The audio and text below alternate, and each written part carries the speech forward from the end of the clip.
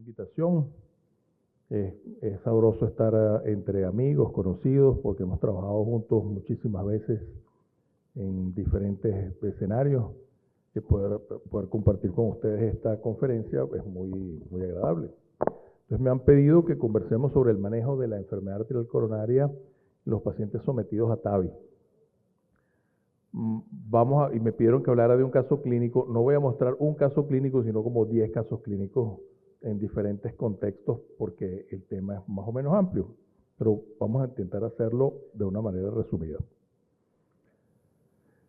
Estos son mis conflictos de interés, y pudiésemos decir que cuando hablamos de TAVI y coronarias, hay 3 puntos claves.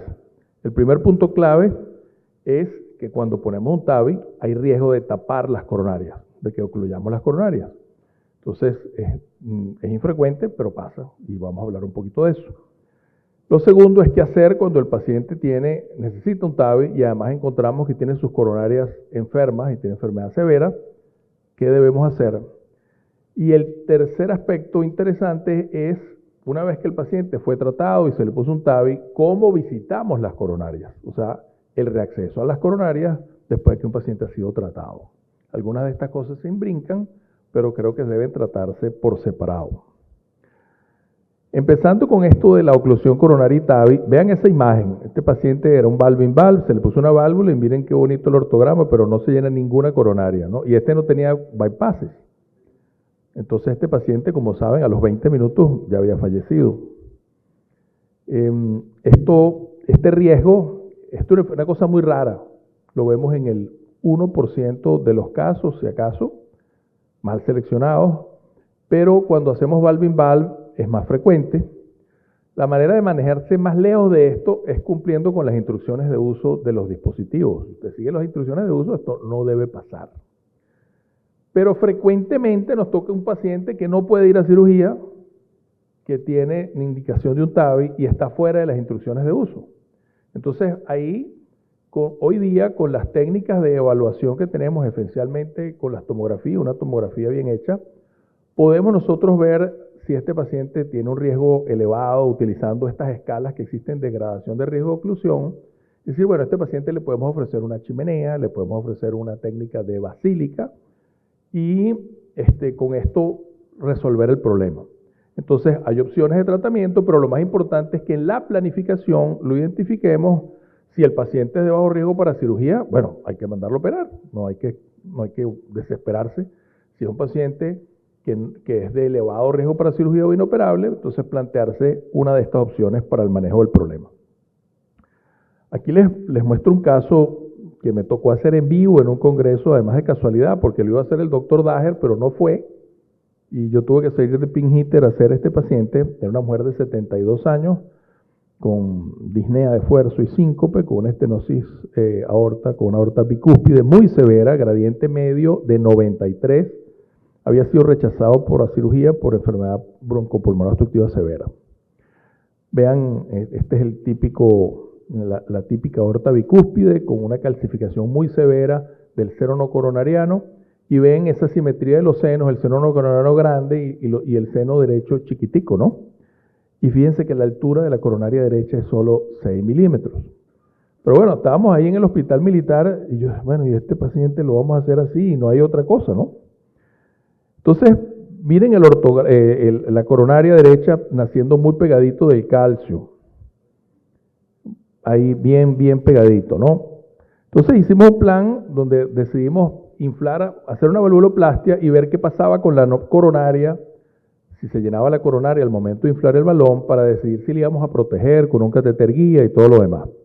Entonces aquí ven el ortograma, aquí ven el inflado del balón. Cuando inflamos el balón y hacemos el ortograma con el balón inflado, no se llena ninguna de las coronarias. Entonces, bueno, decidimos protegerla. Y aquí estamos viendo, quiero que vean estos tiempos, porque esto es en vivo. 2:57. Ahí tenemos puesto un catéter guía, una guía de angioplastia coronaria en la coronaria derecha, y les voy a narrar los eventos hasta la siguiente filmación. Esto es 2:57, fíjense, la válvula ya empezó a hacer el flare, ya hacemos pacing y le entregamos.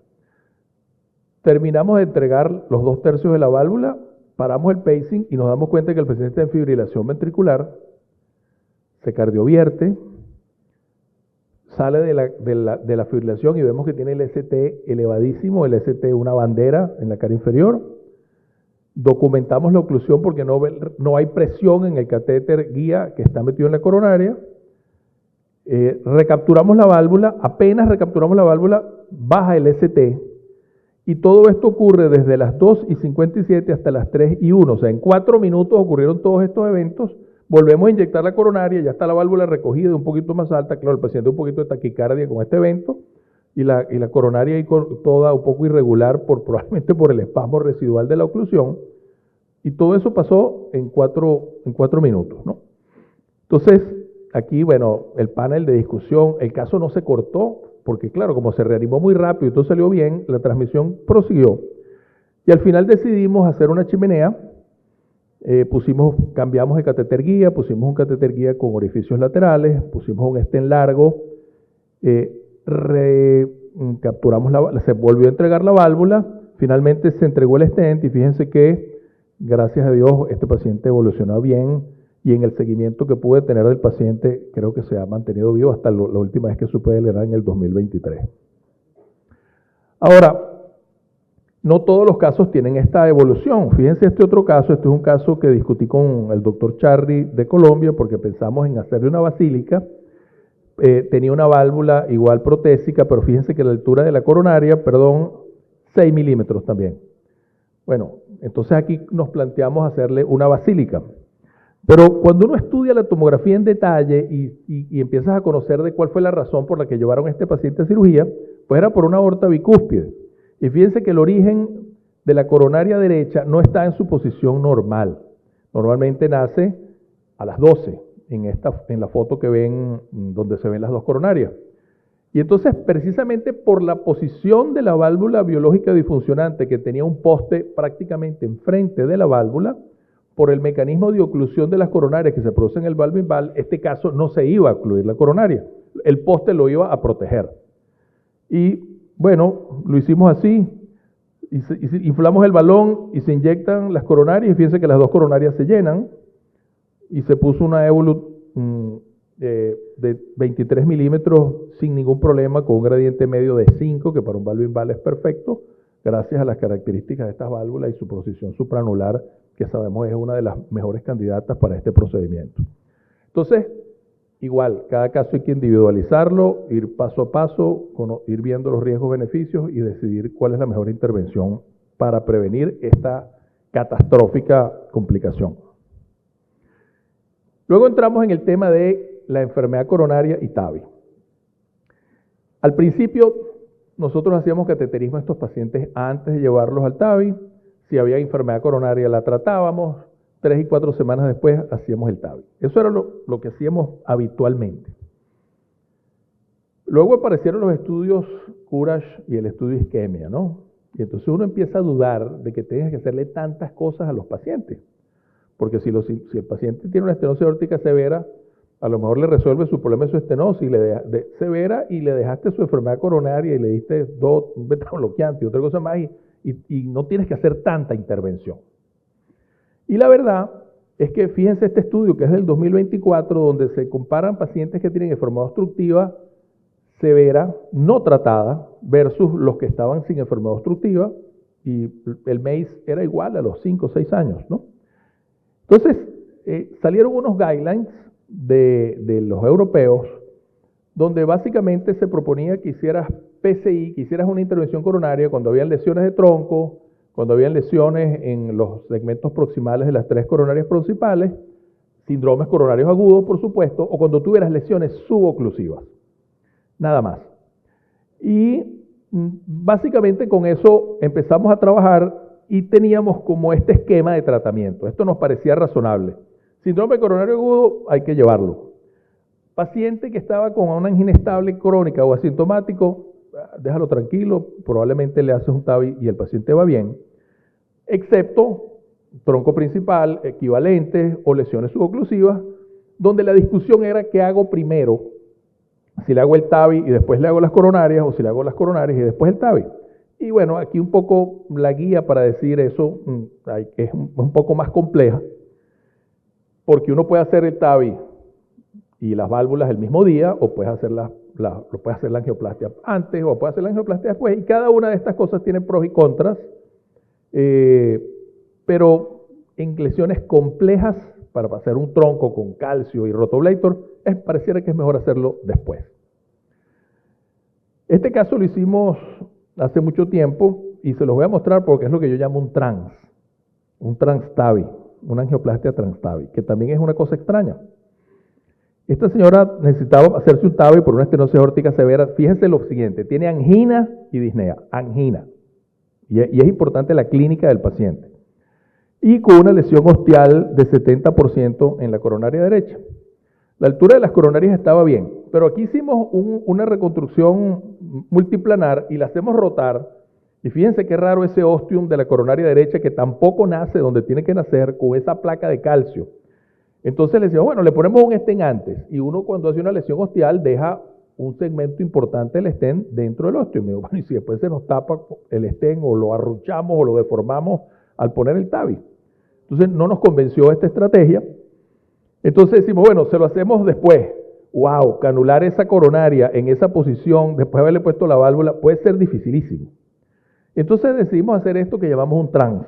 Un trans es que pusimos un catéter guía y la guía, pusimos la válvula, y una vez entregada la válvula, pues buscamos una alineación donde veíamos claramente el ostium, una proyección, pusimos nuestro stent y quedamos súper satisfechos con el resultado final, ¿no? O sea, el resultado que tuvimos haciendo esto trans, vamos a ver si logro que el video corra.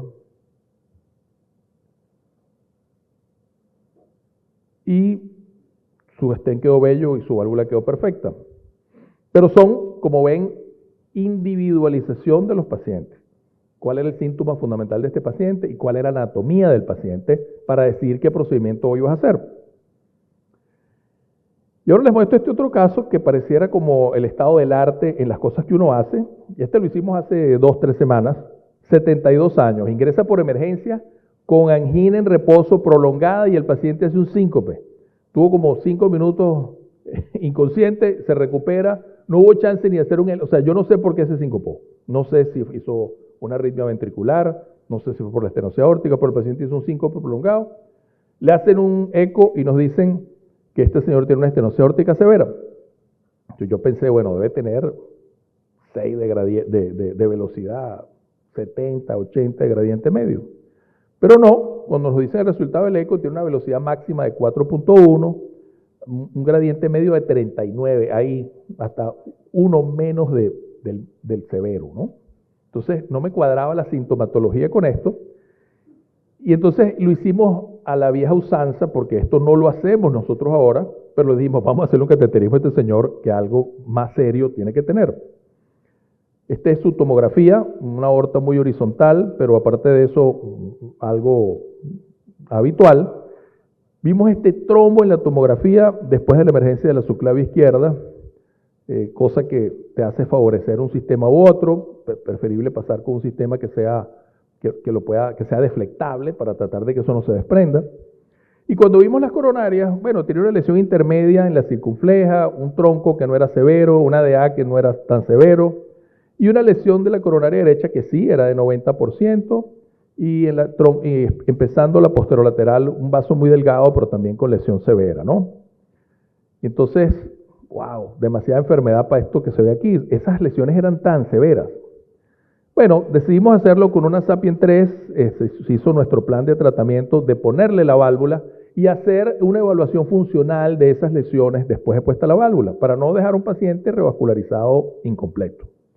Entonces pusimos la válvula, miren qué bello, cuán horizontal está este anillo, la válvula quedó muy bonita, bien horizontal, pero fíjate qué bien el haber pasado con este sistema.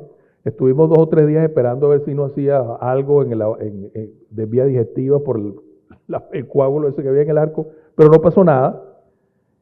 Terminamos esto y empezamos con esto. Entonces, Le hicimos la evaluación funcional a la lesión de tronco, no era severa, nos dio 0,92 en la DEA proximal. Bajamos la guía y nos dio 0,82, teníamos que tratar la lesión de la DEA media. Y la de la circunfleja, que nos parecía que era una lesión medio tonta, nos dio 0,73 el IFR. Era la más severa de todas, en el circuito izquierdo. En la derecha no le hicimos nada porque eran lesiones que sabíamos que teníamos que tratar. Y ahora quiero que vean canulación coronaria con esta válvula. ¿Ustedes creen que eso costó algo, canular la coronaria derecha con la válvula? Nada, perfecto, cero problema. Canulación del tronco, mírenlo ahí en la 1040, perfecto. No hay dificultad para canular la coronaria con esta válvula, o sea, salvo que tengas una unión sinotubular excesivamente estrecha, pero realmente cero problema. Y este paciente fue tratado, se le hizo el IFR, después implantado los 3 stents y todos estaban perfectos, y en la lesión de la posterolateral se le dilató con un balón con droga, que era un balón chiquitico, y quedó muy lindo. Creíamos que teníamos el tema claro y resuelto con ese gráfico que le mostré y el guideline de los europeos, y hace 5 semanas sale este trabajo y nos tira todo para el suelo, que aparece que lo presentan en el Congreso Europeo de Cardiología, y es el Notion 3. Y el Notion 3 hace lo siguiente, simple y llanamente, ellos no dicen que la evaluación funcional con FFR en TAVI no sirve, sino que dicen, mira, si el paciente tiene una lesión de más de 90% por angiografía, le ponemos un stent. Si está entre 50 y 90, le hacemos FFR, y si nos da por debajo de 80, hay que ponerle un stent. Y mitad y mitad, unos fueron solo a válvula y otros fueron a válvula y stent. Algunos detalles interesantes es que el FFR siempre fue hecho antes de hacer el TAVI, y a los médicos se les sugería que si iban a hacer angioplastia se hiciera antes de poner el TAVI, aunque era discrecional. Ellos podían decidir si era durante o después. Y cuando vienen los resultados son dramáticos, o sea, en el endpoint primario, 26 versus 36% en favor de hacer angioplastia. Estamos hablando de pacientes asintomáticos. O sea, estamos hablando de pacientes donde vieron, simplemente ni se habla de los síntomas, lesiones coronarias. Infarto del miocardio, 7 contra 14%. O sea, esto es una diferencia brutal, muy importante. Por supuesto, ensangramientos tenía que ser mayor para los que se le pusieron stent por la necesidad de doble antiagregación, que como saben hoy día en los TAVIs ya no damos doble antiagregación. 450 y pico pacientes. Estudio publicado en New England. Entonces, claro, el Notion 3 nos entrega unos mensajes que son un poco diferentes de lo que estaba en las recomendaciones generales, donde pues pareciese que hacer angioplastia a estos pacientes va a reducir muerte, infarto del miocardio y necesidad de revascularización urgente. Es sorprendente la reducción del número de infartos, hubo más sangramientos, era esperable, y esta gente recomienda que estos guidelines hay que cambiarlos y hay que hacerles intervención. Ahora vamos al último punto, que es esto del acceso coronario post-TAVI. Esto es infrecuente, pero pasa. O sea, al primer año solo 2% de los pacientes que van a TAVI tienen que hacerse un cateterismo cardíaco, una coronariografía. A los 5 años aproximadamente un 16%, y de ese 16%, o sea, 5% son por necesidad de angioplastias coronarias, y cuando hay necesidad de hacer angioplastia coronaria, 2/3 son debidos a síndromes coronarios agudos, los otros por isquemia silente, ángulo estable o por falla cardíaca.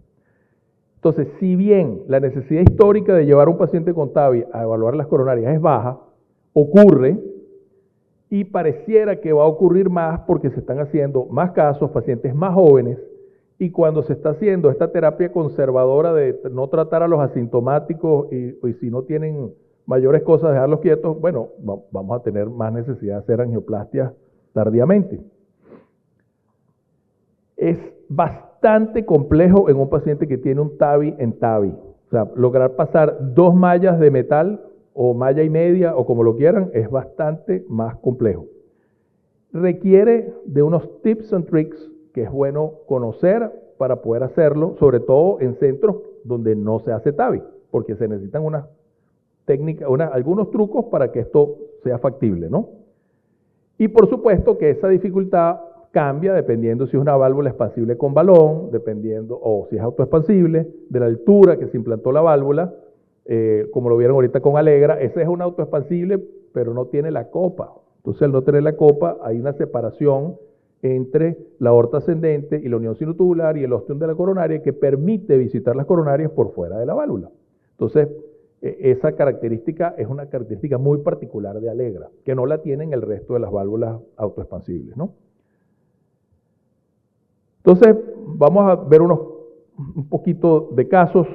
Esto es un paciente que ya tenía una Corval, se le dañó la mitral, tenía que ir a cirugía, y fíjense que canular la coronaria izquierda con una Corval no es difícil, es muy fácil, es un rombo, el movimiento. ¿Qué se hace con un catéter izquierdo? ¿Se avanza o se retrocede? Eso no tiene truco. Lo único es que para entrar dentro de la válvula debe hacerse con la guía diagnóstica, y una vez que estás dentro de la válvula es que retiras la guía y procedes a entrar en el anillo. Si uno trata de entrar desde arriba es muy fácil que fracase. La coronaria derecha no es igual de fácil. ¿Por qué? Porque el catéter entra con maniobras de rotación. Entonces, claro, tengo que ir rotando de un rombo a otro y es difícil muchas veces hacer canulación selectiva, pero si no hay necesidad de hacer canulación selectiva, como en este caso, tuve la información suficiente y con eso era más que suficiente.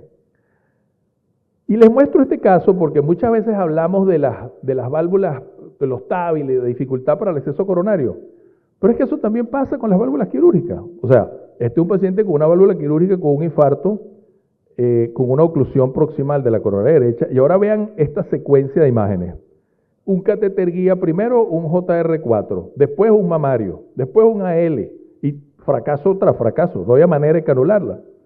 Después, apoyados en la válvula y poniendo el catéter cabeza para arriba. Después volvimos a un derecho, pero 3.5, y ahí, con la ayuda de la guía, y nos anclamos en la arteria del cono, pudimos medio entrar, y gracias a Dios pudimos solventar el caso. Finalmente se alineó un poquito más el catéter y pudimos destapar la arteria, pero todo paciente que tiene una válvula protésica es un parto para canular de las coronarias. No estén creyendo que esto es que los TAVI son unos criminales de coronarias. Todo paciente con una válvula protésica representa una dificultad de alguna forma para hacer una canulación en un paciente, sobre todo que llegue a un cuadro agudo que uno tiene que apurarse, ¿no? Veamos este caso, 65 años. Este paciente había sido llevado a un TAVI por una aorta bicúspide, aorta bicúspide con estenosis muy severa, y un par de años después, angina, un eco con dobutamina positivo en cara inferior, y la coronografía, lesión ostial de la coronaria derecha, que no estaba antes de su TAVI. Aquí ven la inyección selectiva en coronaria izquierda, bien, no hay nada, y fíjense ahora otra vez el parto con el catéter guía y la coronaria. Muy difícil hacer una canulación selectiva, pero con la ayuda de la guía 014 se logró avanzar. Finalmente, después que tienes la guía en posición, pero fíjense lo incómodo, muy incómodo, y la aorta bicúspide además con una aorta horizontal más difícil. Finalmente pasó la guía, finalmente se pudo poner el stent, pero es trabajoso. No es sencillo esa canulación. La coronaria derecha siempre es problemática. Hay quienes han hecho estudios dedicados a saber cuánto me tardo en canular si uso, si es tal válvula o si es tal válvula, si es la coronaria derecha y la coronaria izquierda, si la canulación es selectiva o no. Pero la verdad es que la mayoría de estos estudios, por supuesto, favorecen a las válvulas de Edwards. Es obvio que lo tengan a favorecer. Hay otros estudios que son negativos, que prácticamente son similares, pero lo que hace la diferencia es que sea un centro donde se haga TAVI, donde se haga bastante TAVI. Si es un centro que hace muchos TAVI, no les cuesta canular las coronarias. Si es un centro que no hace TAVI, pues sufren, pasan trabajo. Estos son los tips and tricks básicos para quienes quieren hacer coronarias post-TAVI. Hay que favorecer el acceso radial izquierdo sobre el derecho, los catéteres navegan mejor, o femoral, el radial derecho es complicado. Hay que avanzar el catéter al interior del frame de la prótesis sobre la guía diagnóstica. Es preferible utilizar catéteres JR, JL, el Icari o un mamario que los catéteres de extra soporte. El EU aquí, el XB, no va bien y fácilmente se puede quedar atrapado en un rombo y es difícil de retirar. Muchas veces el apoyo sobre la guía 014 facilita la canulación selectiva, como lo vimos aquí, y cuando se va a hacer angioplastia, en muchos casos una extensión de catéter guía es fundamental para facilitar el procedimiento. Y la otra cosa es que cuando se va a retirar el catéter, también es muy importante sacarlo sobre la guía diagnóstica para que no quede atrapado, encarcelado y se vaya a romper atrapado en uno de los rombos. Bueno, este sí es la hostia, ¿no? Este tenía dos válvulas, la segunda se echó a perder y le pusimos una tercera válvula. Y le pusimos una Alegra, que para este paciente que ya venía con mismatch paciente prótesis, tenía una válvula no craqueable, entonces tenía una no craqueable, una Evolut por dentro, a los 8 años se deterioró y le pusimos una Alegra. Pero hicimos la prueba de canular las coronarias antes y después. Esto no está en video, está en fotico, pero fíjense que ¿qué hicimos con la coronaria derecha? Por fuera. La coronaria izquierda, por dentro de los struts, hicimos una selectiva bien, se le puso la válvula, y al final, cuando terminamos, a través de las 3 mallas, hicimos una inyección subselectiva de la coronaria izquierda, que se pintó bien, y estamos seguros que si hubiéramos querido avanzar una guía, hubiésemos podido. Pero estamos hablando de 3. Bueno, para terminar, trato de concluirles un poquito. La oclusión coronaria en TAVI es rara, es mortal, es anticipable en su planificación y hay estrategias para prevenirlo. Segundo, la coexistencia de enfermedad coronaria en pacientes con TAVI. Esto sí es frecuente, más del 50% de los pacientes.